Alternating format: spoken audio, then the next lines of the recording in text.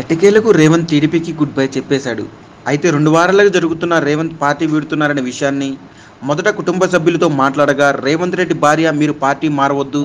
చంద్రబాబు గారు, భువనేశ్వర్ గారు మనకు కన్న తల్లిదండ్రులు లాంటి వారని, అలాంటి చంద్రబాబు గారికి మనం అన్యాయం చేయకూడదని, మీరు జైల్లో ఉన్నప్పుడు మన కుటుంబానికి పెద్ద దిక్కులా ఉన్నారని రేవంత్ రెడ్డి చెప్పడం జరిగిందని బయట వినిపిస్తున్న టాక్. అయితే ఎప్పుడో రాజీనామా చేయాల్సిన రేవంత్ భార్య, కూతురు చెప్పిన మాటలకు ఆలోచనలో పడ్డారని టాక్. అయితే భార్యకు, కూతురికి కూర్చోబెట్టి కేసీఆర్ ఫ్యామిలీతో నేను పోరాటం చేయాలి అంటే టీడీపీని వీడాలని వివరంగా చెప్పి రాజీనామా చేశారని బయట వినిపిస్తున్న టాక్. ఇలాంటి మరిన్ని అప్డేట్స్ మీరు పొందాలనుకుంటున్నారా?